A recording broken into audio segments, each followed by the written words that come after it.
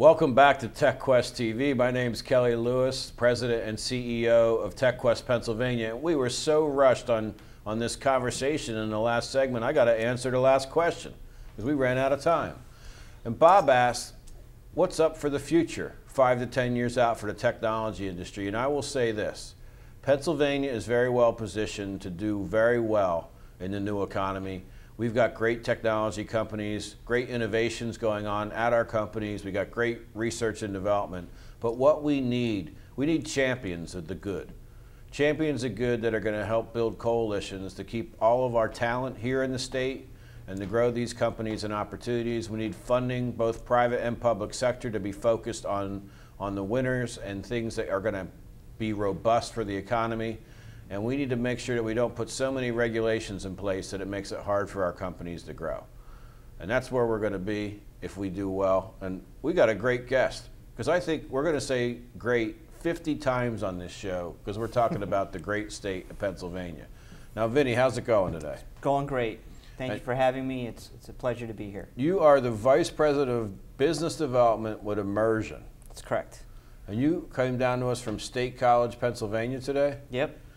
The land of the Nittany Lions? Yeah, it's a great place to live. I think it brings a good picture of what's great about Pennsylvania. I'm originally a New Yorker. I grew up in Rochester, New York. Came down to State College back in '90 to go to school, and I've just fallen in love with Pennsylvania and State ever since. So you're a youngster. Some people say I'm a youngster. Other people might not. Even, you know, and being in a college town, some people would say I'm an oldster. But yeah, in most cases. So tell us about Immersion. This is one of the fascinating, cool companies in the state. Yeah, Immersion's a wholly owned subsidiary of NPC, which is a printing and mailing company based in Claysburg, Virginia, about 500 employees. And we launched Immersion about 2 years ago, really to go into the data breach notification industry. As you can imagine, being as involved in technology as you are, today most people, their greatest value is their data. And in fact, people have been talking about setting up data banks instead of banks for just your finances, banks for knowledge and information. And so the world of cyber crime is hotter than it ever has been, and we're right in the middle of it, from both a privacy standpoint as well as a security standpoint. Now tell the audience and refresh me, because I'm just a lawyer, politician kind of guy. But what is a data breach? Sure.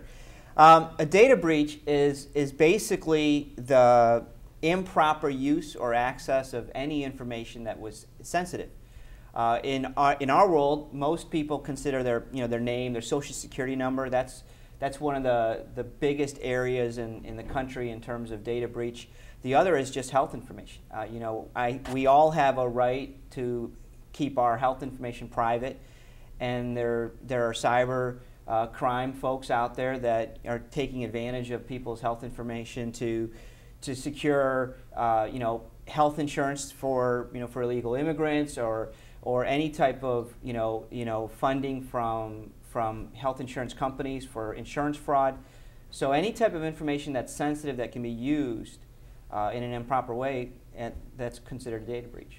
So we all over the last couple years, we got all these little mailers that told us that your privacy is important to us, and if something bad happens, we'll be told about it. But what you guys actually automate this and use technology, so when an organization has that unfortunate incident, they're able to then send out the notice. Yeah, absolutely. The law today requires that if there has been a data breach, the law requires people to respond. So if a large health system or a company has a data breach, there's a clock that's running on notifying everybody that a data breach has occurred. In fact, one of the drivers for the legal aspects of this is that there have been data breaches where people's information has been out there and their credit cards have been stolen and being used, and nobody knew what was going on because the companies never notified it. And the same thing with health information. So what we've done is, because we've been the government's, one of the government's top-rated vendors in terms of printing and mailing, we've automated a major portion of the notification so that we have processes in place, and if there is a data breach, our customers can contact us and we can quickly and efficiently set up a call center and get out the notification. So a lot of companies, they know they have to do this, but when that bad incident happens, oftentimes they're flat-footed. They don't really know what to do. They don't know what the law is. So you provide not only the expertise on the automated process, but also all the legal knowledge and knowledge around the incident so that you can consult with them and develop a strategic plan to deal with the issue. Yeah, in one sense we do, and in one sense we don't. The way that we operate, Kelly, is that we will never provide legal advice. We understand the industry. We follow the legal codes. From a knowledge-based standpoint, we're very strong in all the aspects of notification. But we've built a team. We call it our breach response team, and that involves some privacy experts, some attorneys. Really, from a national scale, we've got attorneys in Philadelphia. We've got attorneys, as you know, in the Midwest. We've got attorneys in the West Coast that are part of our team. We also work with forensics groups. That's one of the hottest aspects of this, is the forensics. Is if you have a data breach, you know, one of the first things you have to do is find out, well, whose data was breached and how much.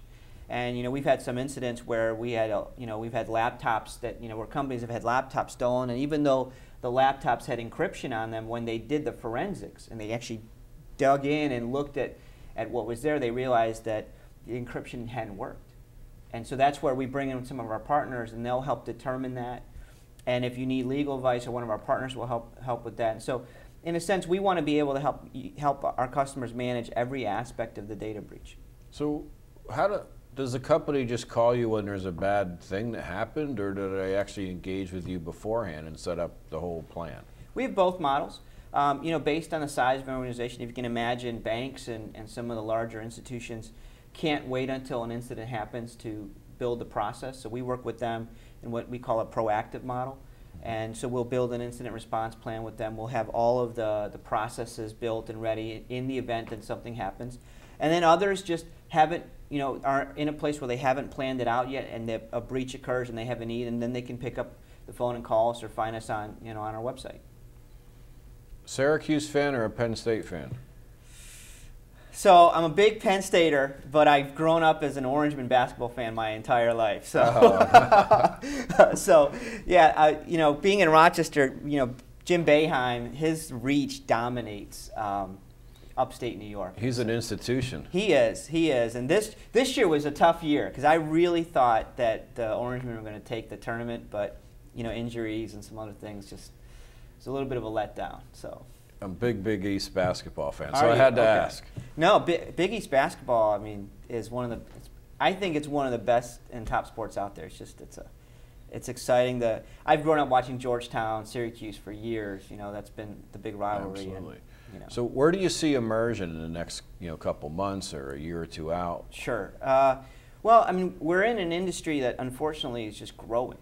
You know, I mean, it's the middle of June. You know, and there have already been 83 data breaches reported in healthcare this year, and so that there's the data breach industry. It's a growing industry, and you know, cybercrime is growing. So, I just think that we're positioned well, in a sense, to grow as a company. You know, I think that geographically, because Pennsylvania is in a sense central. You know, D.C. is just a little bit south of us. We've got Boston, Philadelphia. We have New York, all around. There's some major companies and major institutions that, you know, are constantly being hacked and after. And so I think we've, in a sense, found an industry that's only growing. Hey, Vinny, got to cut you short here because we're running out of time on TechQuest TV, but Immersion is a great company. Very pleased they're a part of the council in TechQuest, Pennsylvania. And to our viewers, we'll be back next month with TechQuest TV. Thanks, and we'll see you soon.